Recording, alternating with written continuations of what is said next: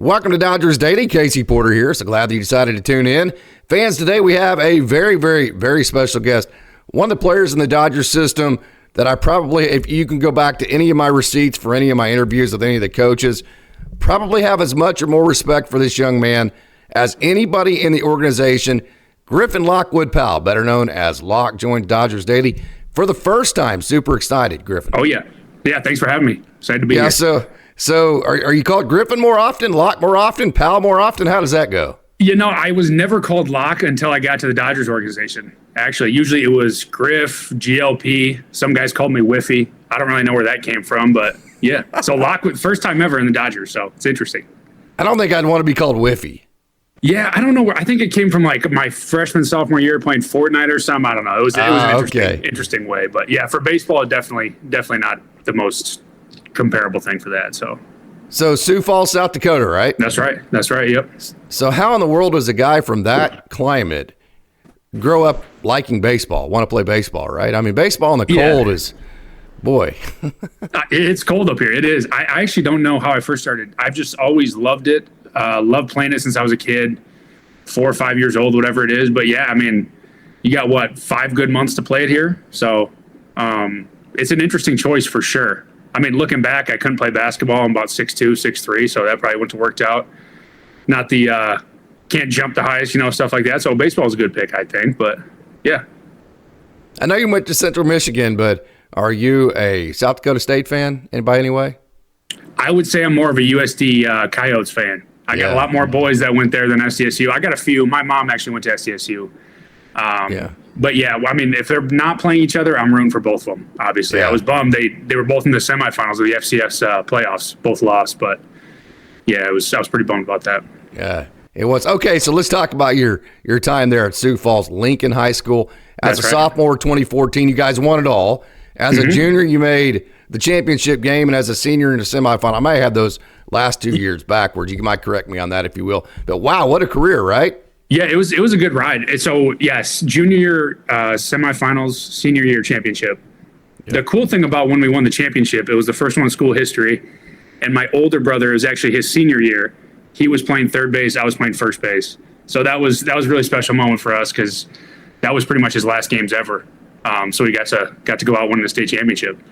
I feel like I should have 3 state championships, but I got the one, so I'm happy about that. But can't complain. Did you catch lots in high school? So I did, yeah, but my sophomore year was more first base. And then junior, senior year is kind of when I started only catching pretty much. But yeah, I've started catching when I was probably 13. I haven't confirmed this, but I'm pretty sure I only got put back there because I was the biggest kid on the team. It was my chubby years. So, the old school thought is put the biggest kid back there. He can't move, whatever. So that's actually how I started catching. My coach from my team back in the day that coached me for like 8 years, he won't confirm that, but I know that's the reason. Yeah, so Legion Ball, I think, in Oklahoma, there is no more Legion Ball. I got to play Legion Ball growing up. It was awesome. Talked to Gus Varland when he was from Maplewood, Minnesota. He played Legion Ball in the summer. You played for the Titans. Did you play in Legion Ball, or was it all tournament circuit? All tournaments. Never played Legion. I started with this team when I was about 8 years old. So as we got older, we just kind of wanted to stay together. And if we would have played Legion, we would have got split up. So we played a while together, and I think it worked out well. Looking back, Legion would have been cool just because, it's the city versus other towns in that way. But I like the route I took. Did you ever go to any of those big tournaments in Omaha? During the College World Series? Oh, yeah. Yeah. We win usually every year. What were they called? Barnstormer or something like that? Yeah. We usually win every year. So you get free tickets to the game when you join the tournament. So or a game. So we went all the time. It was a good time. Yeah, those are a really, really good time. So you're out of camp, I believe, between your junior and senior year, or maybe after your senior year, at Notre Dame, and Central Michigan noticed you, right? Yeah, after junior year. Pretty random. I wasn't talking to anybody after junior year. Coach Opalewski, who was the pitching coach at the time, just happened to, I think he was actually at the game watching the other catcher, noticed me, and then we started talking whenever you were able to talk to coaches, and it just worked out. Went on a visit, loved it, and that's where I ended up going. That was only one of 2 D1 offers I had, so I mean, it was between that and Nebraska Omaha, and I wanted to get away from home a little bit. we're out of high school, kind of want your own freedom. So Sure. it was a good setup though. I liked it there. So you win a state title in high school, and then you make the semifinals, you make the finals. Yep. Then you go to Central Michigan. You redshirted your first year, did you not? I did. Yeah. Yeah, so your third year on campus, your sophomore year, then you're the most valuable player of the MAC tournament in a tournament that your Central Michigan Chippewas won, right? That had to be cool. That was really cool. It was the first year of our new coaching staff. So we were all re-energized, pumped up about that. It was awesome. We hadn't won it since, I want to say 1995, hadn't made a regional. So that was a really special moment. Yeah, that was a good time for sure. I remember that tournament like it was yesterday. It doesn't feel real that it was almost 6 years ago, but those are some good memories. Kind of bouncing back and forth. We'll stick with your Central Michigan career here in just a minute, but bouncing back and forth. Last year, as far as wins and losses, was a little bit tough there for Tulsa. So with all the amount of winning that you've done in your career, both at Central Michigan and then back at Lincoln High School at Sioux Falls, what was that like for you whenever the wins and loss records kind of went sideways last year? Was that tough? It's tough. I mean, you always want to win, obviously, but it wasn't always winning for me in high school and college. My freshman year, actually, we were probably the worst team in the state. And then the next year, we ended up winning state. So, I mean, and then even at CMU, my first 2 years, first year I didn't play, obviously, but sophomore year, we were not very good at all. So there's always been a little struggle before winning with the teams I've been on. So I think that kind of teaches you how to handle failure a little bit more. I mean, if it was always winning and then you lose, that would probably be tough to swallow and tough to try to comprehend. But I mean, I've done my fair share of winning and losing, as do a lot of people. Not many people just get away with just winning their entire life. That's pretty impressive if you do, but I definitely fair share of losing. Yeah. You haven't played long enough if you haven't done your fair share of any of that, right? Exactly. Yeah, exactly. Yeah. So your senior year, you hurt your thumb, so you're out like 27 games, something like that. Yeah. But you still are able to recover just in time to lead your team to another regional, the Central Michigan Chippewas, which was really cool. That had to be a really cool experience leaving your last year in college there. It was. I wouldn't say I led the team. We had a lot of good players. There was a lot of people that picked me up because when I came back from thumb surgery, I did not play well at all. I think my first weekend I was 0 for, I want to say 17. Like it was tough. I struggled for the next couple weeks, and then as the season kind of kept going towards the back end, I kind of found my groove again. Found my groove in the regional tournament at Notre Dame. But yeah, those CMU days are good days. We had some good teams, some good guys to play with, and we grew really close. And I still talk to all those guys to this day, so it's been really special. They usually play Oklahoma State, it seems like, every single year, and they bring in guys, and it's like 94, 95, 96, and they'll have 2 or 3 position players that are always going to end up being professionals, like a Zach McKinstry, like you. That's right. That's just a really good, very, very, very underrated baseball program. But, hey, you graduate from there, you don't get drafted, and so here's a young man from Sioux Falls, South Dakota. You went to Central Michigan. You've always been in cold environments. I'm not sure if you've ever been to L.A. and you sign a undrafted free agent signing with Los Angeles, which meant you could choose the Dodgers. So why did you choose them? Well, I would say it's less of a choice. There's always been, throughout my whole baseball career, I feel like I've been overlooked in a way. Yeah. And obviously, like I said, I didn't play up to my standards after I got thumb surgery. So there wasn't a bunch of teams calling. The Dodgers I've actually, at that point, had been talking to off and on for a few years. There were some combos a couple years prior to my first draft eligible year and whatnot. So I was comfortable with them. And the Dodgers do a very good job of finding guys that are undervalued, not looked at by a ton of teams, and they do a great job of developing those guys. As you know, there's a ton of them. I mean, look at Jack Dreyer. He's on the 40-man now. He was undrafted in my same class. Yep. Austin Gauthier, Orlando Ortiz. He just got Rule 5. So I mean, they consistently do that with guys. So I owe a lot to the Dodgers and how they develop me and how they give me a chance to play professional baseball. Yeah, and talking about developing and playing professional baseball, one thing that sticks out about you is just your balance.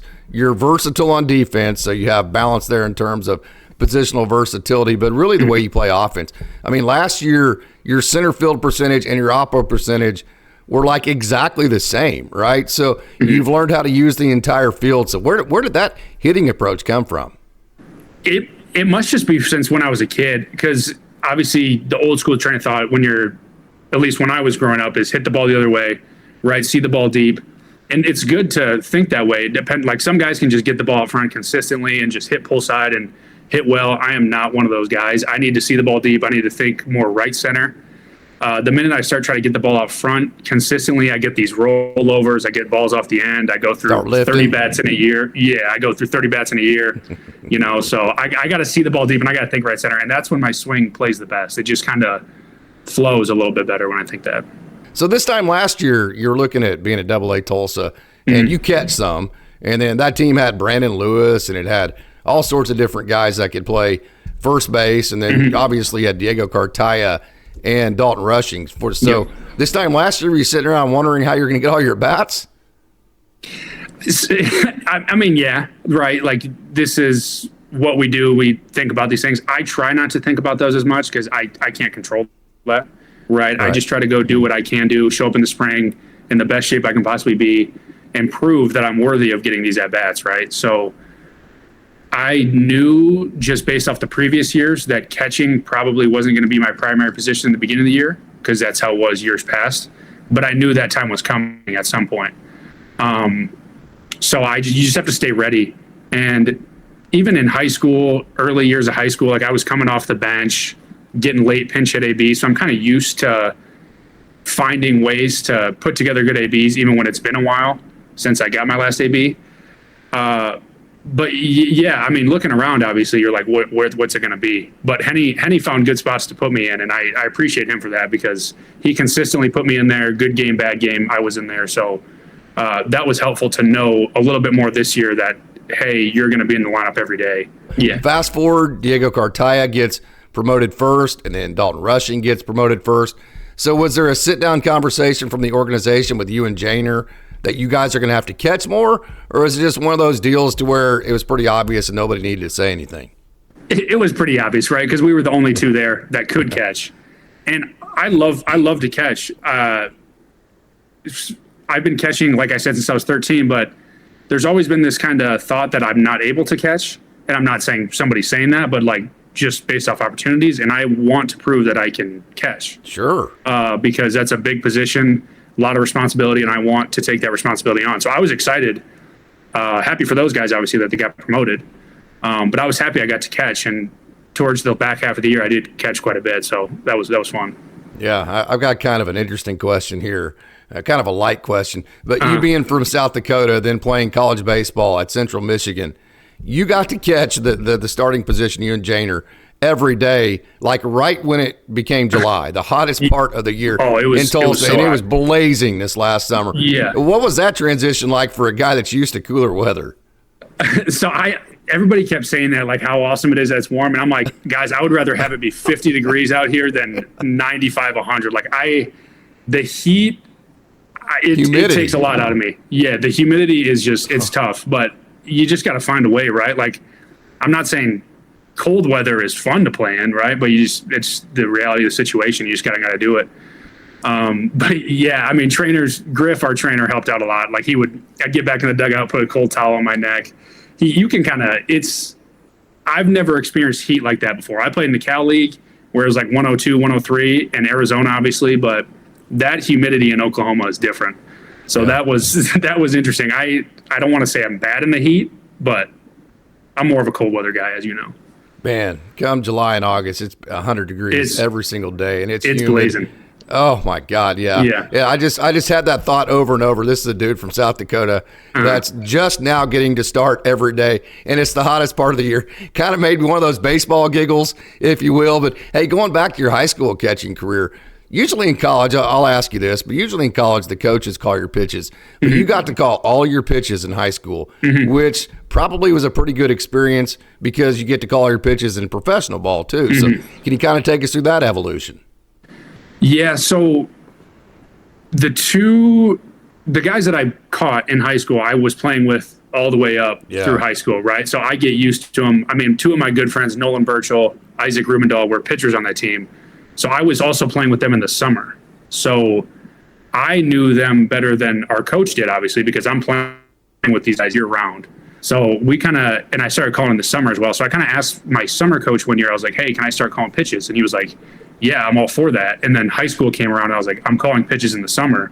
Like, can I call them now? And they were all for it because I worked hard. I do work hard, right? So I think I proved to them that I was able to, and it for sure helped me going forward because that's a big aspect of the game now, as you know. So how does that work in the Double A? I was talking to, you mentioned him a minute ago, Orlando Ortiz Mayer, and he went through like 17 different iterations as far as what his mixes wanted, what his sequences wanted to be, his mix and all that. So you're working with constant promotions, new pitchers, guys that are redefining themselves seemingly every single, Ben Kasparius was that way. He just continued to redefine himself until he became what he is now.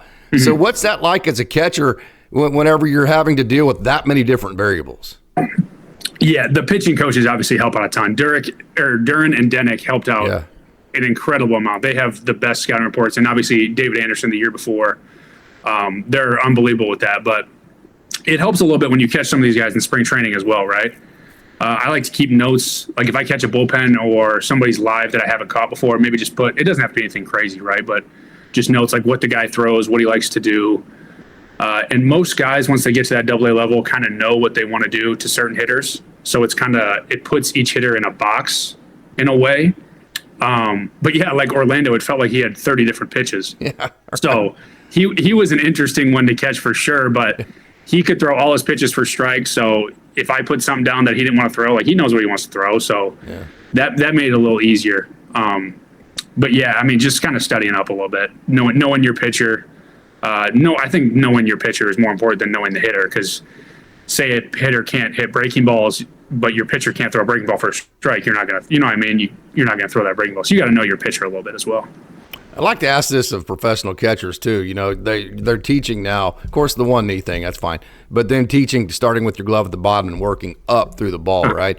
So have you found that framing pitches actually works as you go up the minor league level, or are the umpires too good for that? No, it does work. It does work. You can steal some pitches. They're not going to be as egregious. Like I remember in high school, I mean, there'd be a pitch halfway into their batter's box I'd bring back in the zone and it's a strike. I'm like, that's sick. But yeah, I actually focused a little bit more on that this year. Craig Driver and Rocky Gale were really adamant on that, working up to the ball. And spring training, I'm sure I was just clanking every ball. They were probably like, what is this guy even doing? Trying to work on it. But then we also had Jordan Proeschen, our catching coach and bullpen coach in Tulsa. So he helped me out a ton. Me and him would work pretty much every day.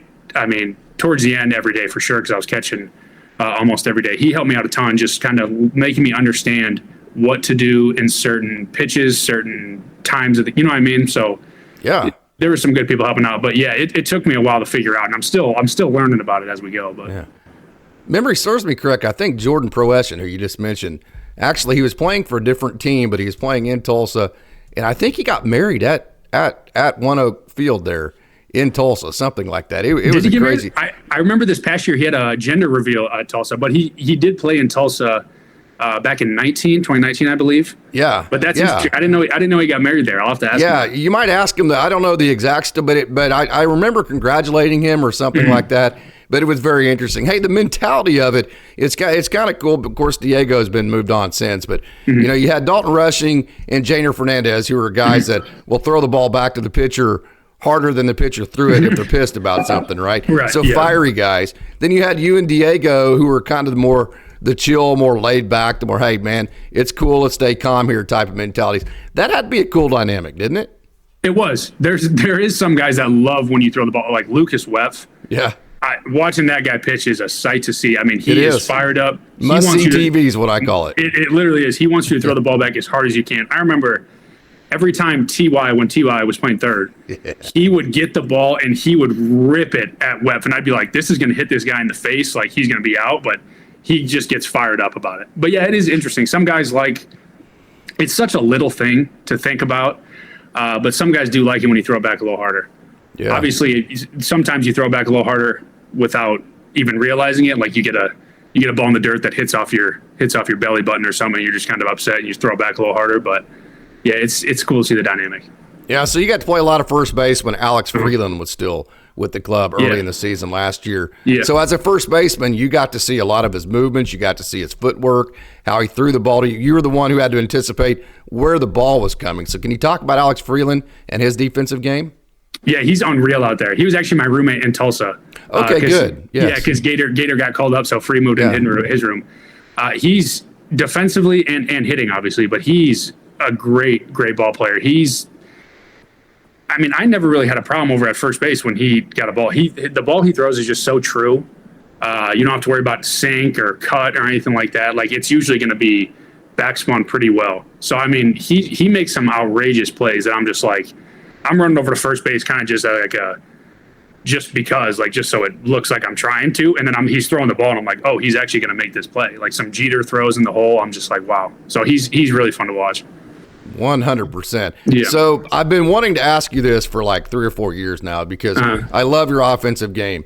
So the balance between power and like hitting for average, that kind of thing, is that something that you concentrate on, or is that just a product of the style of hitter you are? Yeah, I don't think I concentrate. I think that's just kind of what a hitter I am. I'm not a huge fan of striking out, especially striking out looking. Obviously, today's game, you're going to strike out a ton. Guys are just on the mound are just unbelievable. But I just want to be as balanced as I can be. I don't want to sell out for homers, even though I probably should at times more than I do, just based because like I'm not swiping second and swiping third. I'm not, Ricky Henderson out there. But yeah, I just want to be balanced. I don't want to be one dimensional. I kind of just want to, like I said, kind of stay through right center and be able to hit multiple different pitches instead of just selling out for one spot. And if he happens to throw it there, then I'm good. But yeah, just being as balanced as I can. I asked Gator this question and Jack Dreyer, both undrafted free agent signings as well. So first of all, the fact that you weren't drafted, and then second of all, you mentioned the underdog role a couple of questions ago. Is that something that motivates you, or are you past that? Oh no, it'll always motivate me. Ever since I was in high school.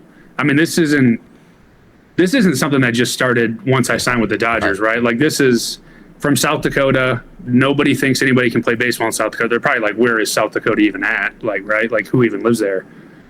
So that's kind of where it started. I would say early high school, late middle school, somewhere in that age range, 13, 14, 15. It just kind of drives me because it just, like I said, I feel like I've always been overlooked. And I want to prove to people that I'm a good ball player. I'm not going to go out there and have 118 exit velos, right? Like I'm a ball player. I'm not a showcase guy. Sure. And I tried to show that in high school as well. High school has a lot of showcase and stuff like that to get picked up. So yeah, that will never go away. There's a lot of competition in this organization. You know that. And then you're told basically every day that you're auditioning for all 29 other teams every time you take the field as well. So what does a guy like Griffin-Lockwood-Powell, what do you specifically have to offer a major league team? The biggest thing for me is that I come every night ready to play. I play hard, and I'm available to play. Good game, bad game, right? You're going to have bad games all the time. But every game I'm playing as hard as I can. I don't even care if I'm playing innings 1 through 5 on field 6 at CBR during spring training. Like, I'm giving you my all, and you're going to get that every time. And I can guarantee that. Can I add one to that? What's that? Elite teammate. That doesn't come from me. That comes from all of your peers. Yeah. Every time I ask that, you're the first one that they always mention about being an elite teammate. So I wanted to make sure and throw that one in there. Yeah, that does mean a lot. When you are a part of a team, that's your family for the year. Like, I'm away from my fiance, I'm away from my family, as is everybody else. And that is your family. You're seeing these guys for 10 hours a day, every day.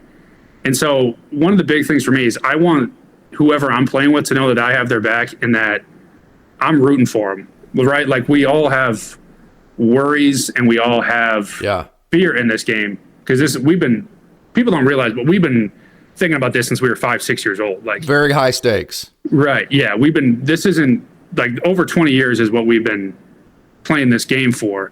And so there's a lot of pressure that we put on ourselves every day. And I know how hard it is to go every day, have a bad game, have multiple bad games, have a bad month, right? Or even a bad season. So I just want the guys that I'm playing with to know that I got your back and I'll always be rooting for you. So right there, you just heard it from Griffin-Lockwood-Powell. This is why on Dodgers Daily, we focus on the human element of the minor league process.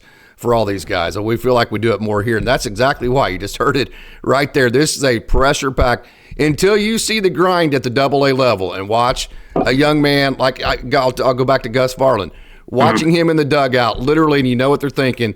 Am I ever going to get to make the major leagues? Until you see that grind in a young man, you really have no idea what the minor leagues are like, right?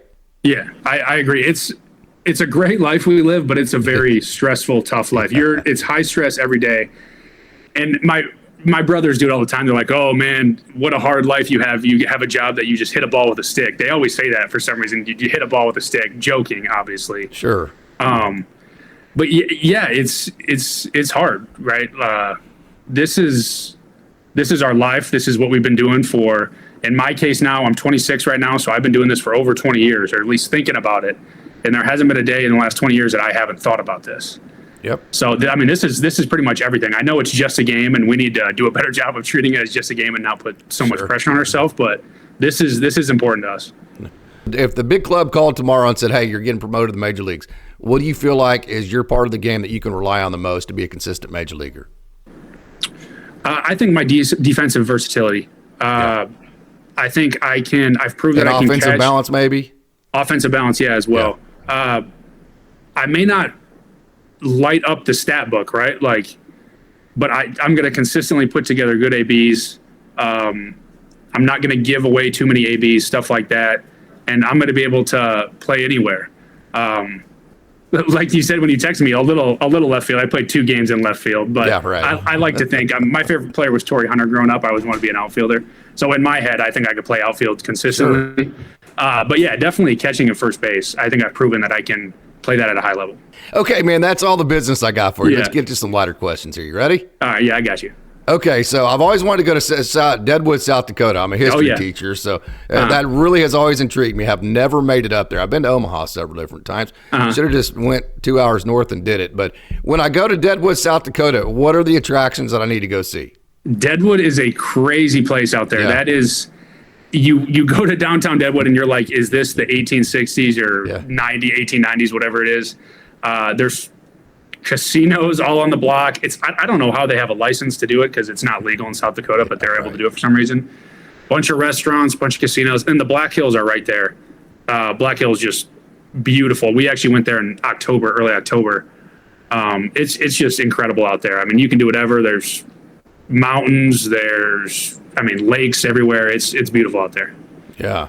So Sioux Falls, South Dakota, you have 3 professional teams. You have an NBA G League team. Yep. You have an indoor arena football team, and then you have an independent baseball team, right? Yeah. So first of all, can you name the names of all 3 of those franchises that are in Sioux Falls, and which one was the funnest one to go to as a kid? So Sioux Falls Canaries, Sioux Falls Skyforce, and then the Sioux Falls Storm. The Storm are actually no more, sadly. Their lease ran out indoors, so they're not a team anymore. At least they're not for this upcoming season, but we'll see. I always like going to Canaries games. They were called the Pheasants for a little bit. It's our state bird, but they're back to Canaries. Skyforce games are actually a lot of fun because I think our affiliate is the Heat, so we get a lot of good players that come there. My old trainer in high school is actually the current one of the Heat's strength coaches now, and he worked for the Skyforce for a while. So those games are a good time. So you played college baseball at Central Michigan, right? And then you played your high A Great Lakes action at the professional level in Michigan. That had to be cool, didn't it? Yeah, it's only like 30 minutes away from Mount Pleasant, where I went to school. Yeah. I went over to Mount Pleasant 1 or 2 times just to see some guys, see what they were up to. But at that point, it was almost like the freshman when I was my last year. It was their last year. So it was kind of weird to see. There's only a few guys really that I played with, and now at this point, I haven't played with anybody that still goes there. But yeah, it was cool to be around there for a little bit. So you're from Sioux Falls. We've said that several times now. And then you played at Central Michigan. You played for Great Lakes. So whenever you get the international players, like from Puerto Rico or from Venezuela or from Mexico or somebody like that, who's grown up in a tropical climate and they're playing in Midland, Michigan, is it kind of funny for you to watch them try to deal with the cold weather? It is very funny. I'm not going to lie to you because there's nothing that can be done, right? But like they have no idea what that's like. I haven't played with any teammates that haven't handled it well, though. They surprisingly handled it very well because there's games in Michigan. We were starting games at 7 o'clock. I mean, it's cold out there. It's in the 30s some games. We get delayed for 2 hours, got to go back at like 11 o'clock, and it's almost in the teens. So they handled it very well. Yeah.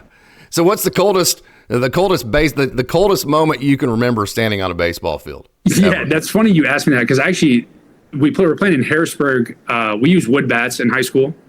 So we were playing in Harrisburg. Oh, really? It's like this town just south of Sioux Falls.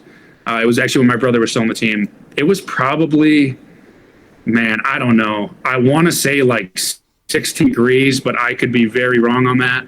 It was like they were not going to cancel the game. Something was going on where they couldn't cancel it. What did you say? Say that again? I want to say it was around 16 degrees, at least the real field. And they wanted to play a baseball game. Oh, yeah. I mean, you don't have very many opportunities to play baseball, because high school baseball is late March until mid-May. So, I mean, you got to get your games in. Yeah. There's snow falling. It turns into sleet. I'm playing first base. I can barely even see the hitter. It was like I'm just trying to put my hands in my pocket to keep them warm. Guys are scared, obviously, to swing the bat, because you make contact with the ball. It does not feel good. I know guys aren't throwing very hard in high school, but it still does not feel very good. So that was probably the coldest game. We got out of there quick. The game was over and we were out. Okay, so can you name me the other Dodger, at least there may be more, but the one that I know of, that also went to Central Michigan, former Dodger? You talking about McKinstry? Yeah, Zach McKinstry. Yeah. Go ahead. I was going to say, he went to CMU. He left the year before I got there. But Yeah, so I guess my question was going to be kind of a light question here. I think I already know what your answer is going to be. So who's the most famous Dodger alum who is also a Central Michigan Chippewa alum? Oh, definitely McKinstry. He's in the big leagues doing his thing, Gold Glove finalist. So he's doing well. He's doing his thing out there. Mark Ellis is actually from South Dakota as well. Oh, really? Oh, yeah. I did not know that. At least he was born in Rapid. Yeah, I think he played for Post 22 out there. So do you know how many major leaguers are from South Dakota? I don't know the answer to this. I'm just curious. We've looked this up a few years ago. There's more than you think, but a lot of them are years and years ago, like mid 1900s. But the most recent one I can think of, Dusty Coleman, which went to Wichita State, was from Sioux Falls. He played in the big leagues for a while. He's the most recent one of that, Mark Ellis, like I said. I'm going to challenge the Zach McKinstry thing here, because I'm going to throw a pretty cool stat out here to finish this thing up with Griffin-Lockwood-Powell. Cool moment, Ball State. It's the Mac Tourney Championship game, and you hit a home run to set the single-season RBI all-time record for Central Michigan. That had to be a cool moment, right? It was cool. Yeah, I'm not going to lie to you. I think it was the bottom of the first two, so it was to take a 2-0 lead. And kind of from that moment, we knew the game was over. We knew that we were going to a regional. So that was actually really special. I didn't know. I knew I was close. During the season, I don't really look at numbers, just because you're worried about, especially in college, you're worried about winning games and trying to win for the team. But I knew I was close, and then somebody actually got the ball, gave it to my dad, so my dad's got that somewhere. Yeah, that was cool. There has to be a lot of people that have helped you along the way get to where you're at now. So this is your time, definitely, to thank all of them. Yeah, there is way too many. We'd be sitting here for another hour if I was to thank all of them. I mean, my family and friends, I'm just going to put them all under one umbrella. I mean, they believe in me even when I don't believe in myself, because obviously, in this game, there's days where you're like, I do this? And they're there to remind you that you can. And maybe to a fault, they believe in you so much. Like, they're family, right? They're going to be looking out for you. But you're my mom. You love me no matter what, right? Exactly. Like, moms are always going to be like that. But they've been unbelievable. They're always traveling to see me play. They're always texting me, pretty much watching every game. I mean, former coaches all across the board, from when I was 5 years old to up. Like, I played for the same coach, travel ball team, for 8 years, obviously it goes without saying that I couldn't be here where I am. Obviously, you want to keep going, but as far as this point right now, couldn't be here without them. So I appreciate all their support and their belief in me. Listening to you talk, it feels like I'm talking to Henny, your manager, all over again. I love you Henny. guys seem like two identical people. I'm assuming you guys got along like gloves, right? Me and Henny get along very well. He's the man. He was incredible to play for. Loved every minute I was playing for him. When I found out I was going to Tulsa, my favorite part about that was I was like, oh, I get to play for Henny, because I've been around him for spring training for 3-4 years now. Yeah. So I've seen how he acts, and he's just the man. I couldn't say a bad word about Henny. Yeah, he is. He makes you ball out, doesn't he? He does. He wants you to play hard, and he'll hold you to that. So, I mean, seeing him come back from cancer, obviously, it just kind of inside of you makes you want to play hard for him. And he wants to win, right? So, I mean, just giving your best every night, that's all he asks for.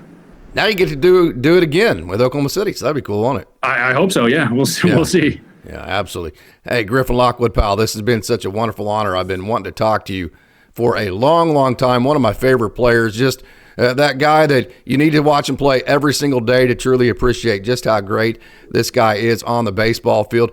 Cannot tell you how much respect I have for your game and you overall, Griffin, so thank you so much for joining. Yeah, thanks a lot, Casey. Appreciate your support, as always.